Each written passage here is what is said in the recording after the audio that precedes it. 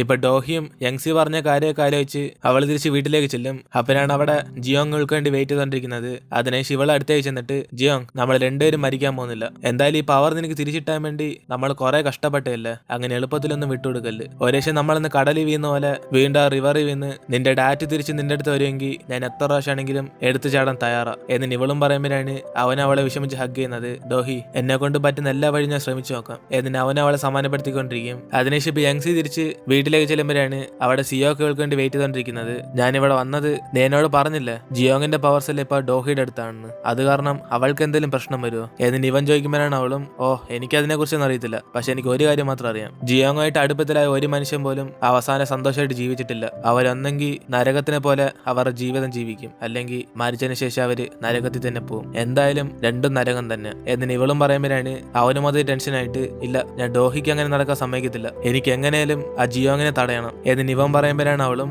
Okay എങ്കിൽ പിന്നെ നിനക്ക് ഇന്നും കൂടെ ഉള്ളു ലാസ്റ്റ് ചാൻസ് എന്നിട്ട് ഇവർ രണ്ടും കൂടെ ജിയോങ്ങിനെ തടയാൻ റെഡിയാകും. അതേസമയം ഇന്ന് രാത്രി ഫുൾ മൂൺ ഡേ ആയതുകൊണ്ട് അതുവരെ ഇവർ രണ്ടും കൂടെ ബീച്ച് ഒരുമിച്ച് ടൈം സ്പെൻഡ് ചെയ്തോണ്ടിരിക്കും. അങ്ങനെ ഇതുവരെ നടന്ന സംഭവങ്ങളൊക്കെ ആലോചിച്ച് അവർ രാത്രി വരെ അവിടെ തന്നെ ടൈം സ്പെൻഡ് ചെയ്യും. അതിനുശേഷം ഫുൾ മൂൺ വന്നോടെ ഇവർ രണ്ടും പവർ തിരിച്ചു കിട്ടാൻ വേണ്ടി ആ റിവറിലേക്ക് പോകും. അതേസമയം ഇതൊക്കെ ഓർത്ത് പാർക്ക് മൊത്തത്തിൽ പേടിച്ചിരിക്കും, ജിയോങ്ങിനൊന്നും പറ്റില്ല എന്ന് പറഞ്ഞ്. അതേപോലെ തന്നെ ജിയോങ്ങിനെ തടയാൻ വേണ്ടി യങ്സിയും സിയാക്കും കൂടെ അവിടേക്ക് വന്നോണ്ടിരിക്കും. അങ്ങനെ ഇങ്ങനെ ഒരു സൈഡ് പോയിക്കൊണ്ടിരിക്കുമ്പോഴാണ് അതേസമയം ഡൊക്യോങ്ങിന്റെ അച്ഛനും ഡോഹി ആ സ്ഥാനത്ത് നിന്ന് മാറിയതുകൊണ്ട് അടുത്ത ചെയർമാനായിട്ട് അദ്ദേഹത്തിനെ പ്രഖ്യാപിക്കും. അതിനുശേഷം ഡോഹിയും പോകുന്ന വഴിക്ക് തന്നെ ഇവ മുമ്പ് ആ വെള്ളത്തിൽ തള്ളിയിട്ട കാര്യത്തിനെ കുറിച്ച് സംസാരിച്ചുകൊണ്ടിരിക്കും. ജിയോങ്, ഇന്നെങ്കിലും നീ എന്നോട് പറഞ്ഞില്ല, അല്ലെങ്കിൽ അന്നത്തെ പോലെ എന്നെ കൊല്ലാൻ നോക്കിയാണ് എന്നിട്ട് ഇവള് പറയുമ്പോഴാണ് അവനും, അന്ന് ഞാൻ നിന്നെ കൊല്ലാൻ നോക്കിയതല്ല, അത് ഞാൻ ഇന്നത്തേക്ക് വേണ്ടി നിന്നെ റെഡിയാക്കിയതാ. ഡോഹി നീയൊന്നും പേടിക്കണ്ട, എല്ലാം പെർഫെക്റ്റ് ആയിട്ട് നടന്നു തീരും എന്നിട്ട് അവനും പറയുമ്പോ തന്നെ വണ്ടിക്കകത്ത് ഡീസൽ തീരും. അതിനുശേഷം ഇവർ അടുത്തുള്ള പമ്പിൽ നിർത്തി ടാങ്ക് നിറച്ചോണ്ടിരിക്കുമ്പോഴാണ് ഡോഹിയും ഇന്ന് അവന്റെ പവർ തിരിച്ചിട്ടാൻ പോകുന്നുണ്ട്, ഇത് അവന്റെ ബർത്ത്ഡേ ആയിട്ട് തന്നെ സെലിബ്രേറ്റ് ചെയ്യാന്ന് പറഞ്ഞ്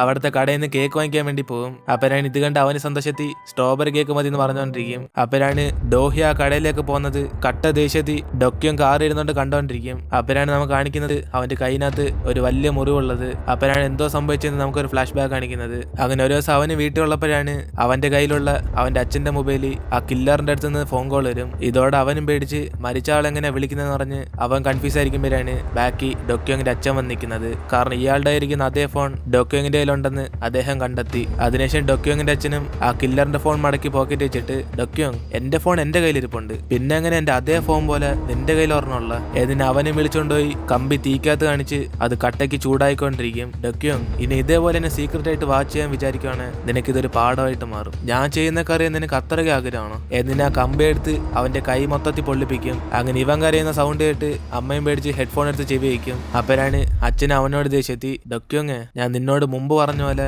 നിന്നെ എനിക്ക് മൊത്തത്തിൽ മാറ്റിയെടുക്കണം, നീ എനിക്ക് ജനിച്ച പയ്യൻ തന്നെയാണോ, എങ്കിൽ പിന്നെ നിന്റെ വെർത്ത് എനിക്ക് പ്രൂവ് ചെയ് എന്നിട്ട് അച്ഛൻ അവനെ പേടിപ്പിച്ചാണ്. അങ്ങനെ അത് കാരണമാണ് അവനിപ്പോ ഡോഹിയെ കൊല്ലാൻ വേണ്ടി വന്നേക്കുന്നത്. അതേസമയം അവളും കടയിലേക്ക് ചെന്ന് ബർത്ത്ഡേ സെലിബ്രേറ്റ് ചെയ്യാൻ വേണ്ടി കുറച്ച് സാധനങ്ങളൊക്കെ വാങ്ങിക്കുമ്പോഴാണ് അവൾക്ക് യങ്സി പറഞ്ഞ കാര്യം വീണ്ടും ഓർമ്മ വന്ന് അവൾ ആ പോയിസൺ എടുത്ത് നോക്കും. ഒരുപക്ഷെ പവർ തിരിച്ച് കിട്ടില്ലെങ്കിൽ അവന് പാലായിട്ട് ഇവള് മരിക്കാന്ന് പറഞ്ഞ്. അങ്ങനെ അവള് ഫീൽ ചെയ്തോണ്ടിരിക്കുമ്പോഴാണ് സിയോക്ക് പെട്ടെന്ന് അവള് ഫോം വിളിക്കുന്നത്. ഡോഹി നീ ഇപ്പൊ അവളാ ഒറ്റയ്ക്കാണോ, ആ ജിയോ നിന്റെ അടുത്തൊന്നും ഇല്ലല്ലേ ഏതിന് ഇവൻ ചോദിക്കുമ്പോഴാണ് അവളും, ആ അവൻ എന്റെ അടുത്തില്ല, എന്തോ പ്രശ്നം ഏതിന് ഇവൾ ചോദിക്കുമ്പോഴാണ് അവനും, ഡോഹി നീ ഡേഞ്ചറില്ല, എനിക്കറിയാം അവനൊരു ഡീമണാന്ന്, നീ വിചാരിക്കുന്ന പോലെ അവൻ അത്ര നല്ലവനൊന്നല്ല, അതുകൊണ്ട് അവന്റെ അടുത്ത് ഡിസ്റ്റൻസ് കീപ്പ് ചെയ്യ്, ഞാൻ നിന്റെ അടുത്തേക്ക് വന്നോണ്ടിരിക്കുക ഏതിന് ഇവനും ഡോഹിയെ കുറിച്ച് കെയർ ചെയ്യുമ്പോഴാണ് അവളും പറയുന്നത്, സിയോക്ക് എനിക്ക് മനസ്സിലാവുന്നുണ്ട് നീ എന്തോ ഉദ്ദേശിക്കുന്നതെന്ന്, പക്ഷെ അവൻ അങ്ങനത്തെ വ്യക്തിയൊന്നുമില്ല, അവൻ കാരണം എനിക്കെന്തോ ഡേഞ്ചർ, എനിക്ക് ജിയോങ്ങിനെ കുറിച്ച് നല്ലോണം അറിയാം എന്നിട്ട് ഇവള് പറയുമ്പോഴാണ് അവനും, ഡോഹി അവൻ നിന്നെ പറ്റിച്ചോണ്ടിരിക്കുക, ഡീമൺസ് ഒക്കെ ഇങ്ങനെ മനുഷ്യരെ മയക്കെടുത്ത് അവർക്ക് ആവശ്യമുള്ള കാര്യം നേടിയെടുക്കും, അവനിപ്പോ നിന്നെ കൊന്നിട്ട് അവന്റെ പവർസ് തിരിച്ചെടുക്കാൻ പോവുക ഏതിന് ഇവനും പറയുമ്പോഴാണ് ഡോഹി ഇതെല്ലാം കേട്ടിട്ട്, സോറി സിയോക്ക് എനിക്കിപ്പോ ഫോൺ വയ്ക്കണം എന്നിട്ട് അവളും ജിയോങ്ങിനെ കുറിച്ച് ഇങ്ങനെ മോശമായിട്ട് പറയുന്ന കേൾക്കാതെ അവള് ഫോൺ കട്ട് ചെയ്യും. അപ്പോഴാണ് അതേസമയം ഡൊക്യോങ് കാർ എടുത്തോണ്ടെന്ന് നേരെ വന്ന് ഇവളെ ഇടിച്ചിടുന്നത്. അതോടെ അവളും തിരിച്ച് ദൂരോട്ട് വരുമ്പോഴാണ് ഇത് കണ്ട് ജിയോങ്ങും പേടിച്ച് അവളുടെ അടുത്തേക്ക് ഓടിപ്പോകും. അതേസമയം അവിടേക്ക് സിയോക്കും യങ്സി ആയിട്ട് വന്നിട്ട് അവൻ ഇത് കണ്ട് അടുത്തേക്ക് പോകുമ്പോഴാണ് പെട്ടെന്ന് ആ കാറ് പൊട്ടിത്തെറിച്ച് ഇവനും ജിയോങ് കൂടെ ദൂരേക്ക് ചെന്ന് വീഴും. അങ്ങനെ അതോടെ ഡൊക്യോങ് മരിച്ചുപോയി. അതിനുശേഷം അകത്തിരിക്കുന്ന ഡോഹിക്ക് എന്തോറ്റെന്നറിയാതെ ജിയോങ്ങും അവളെ രക്ഷിക്കാൻ വേണ്ടി അകത്തേക്ക് പോകുമ്പോഴാണ് യങ്സി വന്ന് തടഞ്ഞിട്ട്, ജിയോങ് നീ അകത്തേക്ക് കയറി പോവല്ലേ, നീ ഇപ്പൊ ഒരു മനുഷ്യനാ, നീ പോയാൽ മരിച്ചു എന്നിട്ട് ഇവള് തടഞ്ഞെടുത്താൻ നോക്കുമ്പോൾ അവനെ ഒന്നും കേൾക്കാതെ വഴിന്ന് മാറിക്ക്, എനിക്ക് അവളില്ലാതെ ജീവിക്കാൻ പറ്റത്തില്ല എന്നിട്ട് ഇവളെ പിടിച്ച് തള്ളിയിട്ടിട്ട് അവൻ അകത്തേക്ക് പോകും. അതിനുശേഷം ഇത് കണ്ട് ഇവളെ വിഷമിച്ച് നോക്കുമ്പോഴാണ് ഇതെല്ലാം കണ്ടിട്ട് സിയോക്കും, നീ എന്തിനാ ഇപ്പൊ അവനെ തടഞ്ഞെടുത്താൻ നോക്കിയ, ഒരുപക്ഷെ ഡോഹി മരിച്ചാല് അവന്റെ പവർസ് ഒക്കെ തിരിച്ചു കിട്ടത്തുള്ള എന്നിട്ട് ഇവനും ചോദിക്കുമ്പോഴാണ് അവൾ അകത്തേക്ക് തന്നെ നോക്കിയിട്ട് ഇനി പറഞ്ഞിട്ട് കാര്യമൊന്നുമില്ല, ഇപ്പൊ രണ്ടുപേരും മരിച്ചു പോകാൻ പോവാ. ഏതിന് അവളും പറഞ്ഞോടെ സിയോക്ക് വിഷമിച്ച് ഡോഹിയെ രക്ഷിക്കാൻ വേണ്ടി പോകും. പക്ഷേ ഈ ആക്സിഡന്റ് കാരണം അവന്റെ കാലിന് നല്ല മുറിവായി കാണും, അതുകൊണ്ട് അവൻ അനങ്ങാൻ പറ്റത്തില്ല. അപ്പോഴാണ് അതേസമയം ആ ദൈവത്തിനെ കാണിക്കുന്നത്. അങ്ങനെ അവരും ജിയോങ്ങിന്റെ പ്ലേസിൽ ഇരുന്ന് സംസാരിച്ചോണ്ടിരിക്കും. ഞാൻ നിന്നോട് പറഞ്ഞില്ല, വിധിയെ നമുക്ക് ആരെ കൊണ്ട് മാറ്റാൻ സാധിക്കത്തില്ല, ഇതാ നിങ്ങളുടെ ഡെസ്റ്റിനി. ഏതിന് അവരും പറയുന്ന അതേ സമയത്താണ് ഇപ്പൊ ഡോഹിയെ കാണിക്കുന്നത്. അവൾക്ക് ഇപ്പോഴും ജീവനുണ്ട്, കാരണം ആ കാറൊന്ന് ഇടിച്ചപ്പോ തന്നെ ഇവൾ ദൂരേക്ക് ചെന്ന് വീണ് കാണും, അതുകൊണ്ട് ഇവൾക്കൊന്നും പറ്റിയില്ല. അപ്പോഴാണ് അവിടേക്ക് ജിയോങ്ങും അവളെ രക്ഷിക്കാൻ വേണ്ടി വരുമ്പം അവൻ ആ സ്വപ്നം ഓർമ്മ വരുന്നത്. അതായത് ഇതിനെ കുറിച്ചായിരിക്കും അന്ന് ഇവൻ കത്തിപ്പോന്ന പോലെ സ്വപ്നം വന്നെന്ന് അറിഞ്ഞ്. അതിനുശേഷം അവന് ഡോഹിയെ കണ്ട് അടുത്തേക്ക് പോകാൻ നോക്കുമ്പോൾ മുകളിൽ നിന്നൊക്കെ സാധനം പൊളിഞ്ഞു നിന്ന് ഇവൻ അവിടെ തന്നെ ബോധം കെട്ടുപോകും. അപ്പോഴാണ് സിയോക്കും പുറത്തിരുന്നോണ്ട് ഫയർഫോഴ്സിനെ വിളിച്ച് പെട്ടെന്ന് ഇവിടേക്ക് വരാൻ പറയുന്നത്. എന്നിട്ട് ഇവനും ഡോഹിക്കൊന്നും ആകല്ലെന്ന് പറഞ്ഞ് അകത്തേക്ക് തന്നെ നോക്കിക്കൊണ്ടിരിക്കുമ്പോഴാണ് പെട്ടെന്ന് ഇവരുടെയും കൂടെ ഷോക്കാവും. കാരണം ജിയോങ് അവളും പൊക്കെ എടുത്തോണ്ട് ഇപ്പം പുറത്തേക്ക് വരിക. അപ്പോഴാണ് അകത്തെന്തോ സംഭവിച്ചെന്ന് കാണിക്കുന്നത്. അങ്ങനെ ജിയോങ്ങും പെട്ടെന്ന് കണ്ണുറന്ന് മരിക്കുന്നെങ്കിൽ ഒന്നിച്ച് മരിക്കാന്ന് പറഞ്ഞ് അവളുടെ കൈ ചെന്ന് പിടിക്കുമ്പോഴാണ് പെട്ടെന്ന് ഇവനറിയാതെ തന്നെ ഇന്ന് ഫുൾ മുണ്ടേ ആയതുകൊണ്ട് അവളുടെ ആയിരിക്കുന്ന ടാറ്റു തിരിച്ച് ഇവന്റെ കയ്യിലേക്ക് വരും. അതോടെ ഇപ്പൊ ജിയോങ്ങിന് ആർക്കൊന്നും പറ്റാതെ തന്നെ അവന്റെ പവർസ് തിരിച്ചു കിട്ടി. അങ്ങനെ അതുകൊണ്ടാണ് ഇപ്പൊ ഇവർക്കൊരു മുറിവില്ലാതെ ഇപ്പൊ പുറത്തേക്ക് വന്നേക്കുന്നത്. അതേസമയം ഇവർ മരിക്കാതെ തന്നെ പവർസൊക്കെ തിരിച്ചു വാങ്ങിച്ചാലോചിച്ച് ദൈവം മൊത്തത്തിൽ ഷോക്കിയിരിക്കും. അതിനേശം ഈ പ്രോബ്ലം മൊത്തത്തിൽ സോൾവ് ആയി ഇപ്പൊ ജിയോൻ പഴയതുപോലെ ഡീമനെ പോലെ ജീവിക്കാൻ തുടങ്ങും. അങ്ങനെ അവന്റെ പവർസൊക്കെ തിരിച്ചിട്ട് സന്തോഷത്തി ആ വീണ്ടും മനുഷ്യരൊക്കെ വീക്കാന്ന് പറഞ്ഞുകൊണ്ടിരിക്കുമ്പോഴാണ് ബാക്കി കൂടെ ഡോഹിയും വന്നിട്ട് ജിയോങ് നീ വീണ്ടും പഴയതുപോലെ ആയിപ്പോയോ എന്ന് നിവിളോയിച്ചോടെ അവന് അടുത്തേക്ക് വന്നിട്ട് അങ്ങനെയൊന്നുമില്ല, എന്റെ പവർസൊക്കെ ഞാൻ ആസ്വദിച്ചോണ്ടിരുന്ന, നീ ഇന്നിപ്പോ പുറത്തേക്ക് വന്നേ, പോയി റെസ്റ്റ് എടുക്ക്, നിനക്ക് ഇന്നലെ കാർ ആക്സിഡന്റ് ആയതല്ലേ എന്ന് ഇവൻ കെയർ ചെയ്യുമ്പോഴാണ് അവളും ജിയോങ് നിന്റെ പവറും കൊണ്ട് നീ എന്നെ ഗുണപ്പെടുത്തില്ല, പിന്നെന്തിനാ റെസ്റ്റ് ഒക്കെ, എനിക്ക് കമ്പനി പോണെന്ന്. എന്നിട്ട് ഇവള് പറയുമ്പോൾ അവനും കുറച്ച് ദിവസം ലീവ് എടുക്കാൻ പറയും. പക്ഷെ അവളൊന്നും കേൾക്കാതെ കമ്പനി പോകാൻ വേണ്ടി റെഡി ആകുമ്പോഴാണ് ഇവന് കമ്പനി അത്രയ്ക്ക് ഇഷ്ടപ്പെട്ടെന്ന് പറഞ്ഞ് അവളുടെ പുറകെ പോകും. അതിനുശേഷം അവൾക്ക് വേണ്ടി അവൻ ഡ്രസ്സൊക്കെ ചൂസ് ചെയ്യുമ്പോൾ ഇവൾ ആദ്യം ഇവനെ ചെന്ന് റെഡി ആകാൻ പറയും. അപ്പോഴാണ് ജിയോങ്ങും ചിരിച്ചിട്ട് ഇപ്പൊ ഞാൻ മനുഷ്യനല്ലെന്ന് പറഞ്ഞ് അവന്റെ പവർ യൂസ് ചെയ്ത് അപ്പൊ തന്നെ ഡ്രസ് ചേഞ്ച് ചെയ്യും. ഇത് കണ്ട് അവളും ചിരിച്ചിട്ട് അവൻ ഇട്ടേക്കുന്ന ഡ്രസ്സ് കൊള്ളത്തില്ലെന്ന് അറിയും. അതോടെ അവൾക്ക് ഇഷ്ടപ്പെട്ട പോലെ ഇവരുടെ ഒരു കപ്പിൾ ഡ്രസ്സ് ഇട്ട് പുറത്തേക്ക് പോകുമ്പോൾ ഡോഹിയും അവന്റെ അടുത്ത് പവർ ഉള്ളപ്പോൾ എന്തിനെങ്കിലും നടന്നോന്നും ചോദിക്കും. അപ്പോഴാണ് ജിയോങ്ങും ഡോഹി നീയല്ലേ എന്നോട് പറഞ്ഞ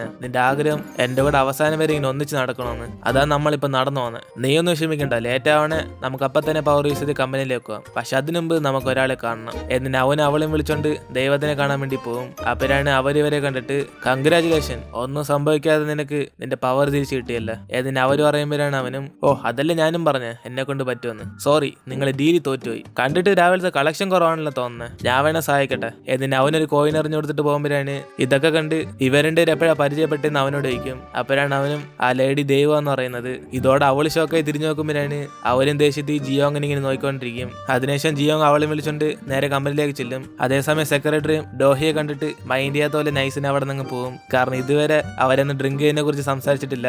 അതിനുശേഷം അവനും അന്ന് ബർത്ത്ഡേ ആഘോഷിക്കാൻ പറ്റാത്തത് അവന്റെ പവർ യൂസ് ചെയ്ത് കേക്ക് ഒരുപ്പിച്ച് ഇന്ന് ഇവരുടെ കൂടെ അവന്റെ ബർത്ത്ഡേ സെലിബ്രേറ്റ് ചെയ്യും. അതേസമയം ഇവരിങ്ങനെ സന്തോഷത്തിരിക്കുമ്പോൾ ഡോക്യുവിന്റെ അച്ഛനെ കാണിക്കുവാണ്. അത്രയും വലിയ ആക്സിഡന്റ് നടന്നിട്ടും അവൾ മരിച്ചില്ലെന്ന് പറഞ്ഞ് ദേഷ്യത്തിൽ ചിരിച്ചോണ്ടിരിക്കും. അതിനുശേഷം ഡോഹിയെ കമ്പനിയിലാക്കിയിട്ട് ജിയോങ് തിരിച്ച് അവന്റെ വീട്ടിലേക്ക് പോകുമ്പോഴാണ് അവിടേക്ക് മറ്റേ ഗ്യാങ്ങും ബോസ് എന്ന് പറഞ്ഞ അടുത്തേക്ക് വരും. അപ്പോഴാണ് ഇവൻ ഓർത്ത് നോക്കുന്നത് ഇവൻ പറഞ്ഞ പോലെ ആ കില്ലറിനെ കണ്ടെത്തി കാണുമെന്ന്. അതുകൊണ്ട് അവസാനം ഇവരുടെ ബോസായിട്ട് തന്നെ മാറാന്ന് ജിയോങ്ങും തീരുമാനം എടുക്കും. അതിനുശേഷം അവന്മാർ സന്തോഷത്തിൽ അവന് താങ്ക്സ് പറയും. എന്നിട്ട് ജിയോങ് തിരിച്ചെന്ന കാര്യം അറിഞ്ഞ് അസിസ്റ്റന്റ് പാർക്ക് ഇമോഷണലായി അടുത്തേക്ക് ചെല്ലും. ബോസ് നിങ്ങൾ തിരിച്ചെത്തിയോ, ഞാൻ നിങ്ങളോർത്ത് എത്ര വിഷമിച്ചെന്നറിയോ. ഏതിന് അവനും കാര്യം വരുമ്പം ജിയോങ് അവൻ ആദ്യം ആ കരച്ചിൽ നിർത്താൻ പറയും. അപ്പോഴാണ് അവനും ബോസ് ഇപ്പൊ നിങ്ങൾ പഴയതുപോലെ ഡീമണായി, ഇന്നലെ രാത്രി എങ്ങനെ നിങ്ങൾക്ക് ആ പവർ തിരിച്ചു കിട്ടിയ, എങ്സി മാത്രം എന്നോട് ഈ കാര്യം പറഞ്ഞില്ലായിരുന്നെങ്കിൽ ഞാൻ ഇപ്പൊ വരെ ടെൻഷൻ ആയിട്ടിരുന്നേനെ എന്ന് ഇവൻ പറയുമ്പോഴാണ് ഇത് കേട്ട് അവനും എന്തുവാ എങ്സി നിന്നോട് പറഞ്ഞോ. ഏതിന് അവൻ അവൾ ചെയ്ത കുറിച്ച് കാര്യം വെച്ചിട്ട് പാർക്ക് ഞാൻ പോയി പുതിയ കോൺട്രാക്ട് ചെയ്യാൻ പോവാ, നീ ഇവിടെ നിന്ന് കമ്പനി നോക്കിക്കോ. ഏതിന് അവൻ അവിടെ നിന്ന് പോകും. അപ്പോഴാണ് അവിടെ എങ്സി നിൽക്കുന്നുണ്ട്. ഇവൻ അവളെ മൈൻഡ് ചെയ്ത് അവിടെ നിന്ന് പോകും.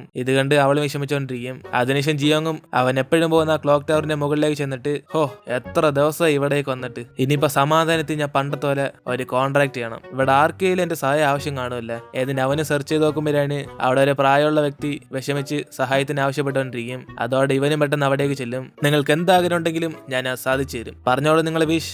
ഈ ഡയലോഗ് പറഞ്ഞിട്ട് എത്ര ദിവസമായി. ഏതിന് അവൻ തന്നെ സന്തോഷപ്പെട്ടുകൊണ്ടിരിക്കുമ്പോഴാണ് ഇവനെ കണ്ട് അയാൾക്കൊന്നും മനസ്സിലാവാതെ നീ ആരാ. ഏതിന് അയാളും ചോദിക്കുമ്പോൾ തന്നെ അവിടെ നിന്ന് അദ്ദേഹത്തിന്റെ ഭാര്യ എനിക്ക് എന്റെ ഭർത്താവിനെ കാണണം. ഏതിന് അവര് വിഷമിച്ചോണ്ടിരിക്കും. ഇത് കണ്ട് ഇയാൾ അടുത്തേക്ക് ചെന്നിട്ട് വിഷമിച്ച് സംസാരിച്ചോണ്ടിരിക്കും. എടി ഞാൻ ഇവിടെ ഉണ്ട്, ഞാൻ ഞാനാ നിന്റെ ഭർത്താവ്. ഏതിന് അദ്ദേഹം പറയുമ്പോഴാണ് ഇത് മനസ്സിലാക്കി ജിയോങ്ങും എന്തോ പറ്റി, അവർക്ക് അൾസിമർസ് ആണോ? ഏതിന് അവൻ ചോദിക്കുമ്പോഴാണ് അയാളും പറയുന്നത് നീ എന്റെ ആഗ്രഹം സഹായിച്ചാലെന്നല്ല പറഞ്ഞ, ഇതെന്റെ ഭാര്യ, അവൾക്ക് എന്റെ കൊച്ചുകാലത്തെ ഫേസ് മാത്രമേ ഇപ്പൊ ഓർമ്മയുള്ളൂ, അതുകൊണ്ട് എന്റെ ഭാര്യയുടെ ഓർമ്മ തിരിച്ചുകൊണ്ടുവരാൻ നീ എന്നെ സഹായിക്കാവോ? എന്നിന് ഇയാളും ചോദിക്കുമ്പോഴാണ് അവനും കുറച്ച് ആലോചിച്ചിട്ട് പക്ഷെ ഇവർക്ക് അധികം സമയമൊന്നുമില്ല, ഞാനിപ്പോ നിങ്ങളെ സഹായിച്ചാലും അതിനുശേഷം നിങ്ങൾ മരിച്ചതിന് ശേഷം നരകത്തിലേക്ക് പോകണം, അതിന് സമ്മതമാണോ? കാരണം ഞാനൊരു ഡീമാണ്. ഏതിന് ഇവൻ പറയുമ്പോഴാണ് അയാളും എനിക്ക് അതിനെ കുറിച്ചൊന്നും വിഷയമില്ല, എന്റെ ഭാര്യയോട് എനിക്ക് അവസാനമായിട്ട് സംസാരിച്ചാൽ മതി, അത് കുറച്ച് നിമിഷമായോ പോലും. ഏതിന് അവര് പറയുമ്പോഴാണ് അവനും ഞാൻ ഇതുവരെ കോൺട്രാക്ട് ഇടാതെ ആരെയും സഹായിച്ചിട്ടില്ല, പക്ഷെ എന്നാലും എനിക്ക് കൺട്രോൾ ചെയ്യാൻ വയ്യ. ഏതിന് അവന്റെ പവർ യൂസ് ചെയ്ത് അദ്ദേഹത്തിന്റെ ഭാര്യയ്ക്ക് കുറച്ച് സമയം ഓർമ്മ വരാൻ വയ്ക്കുമ്പോഴാണ്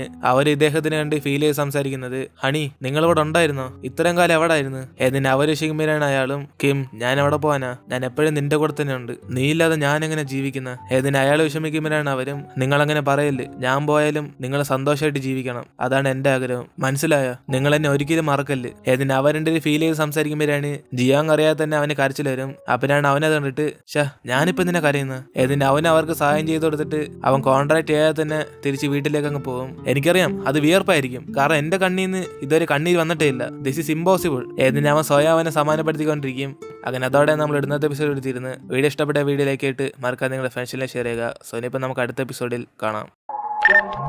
They say that I'm on the road, maybe I just lost control. Good nights keep on taking toll, find me out here on my own. They say that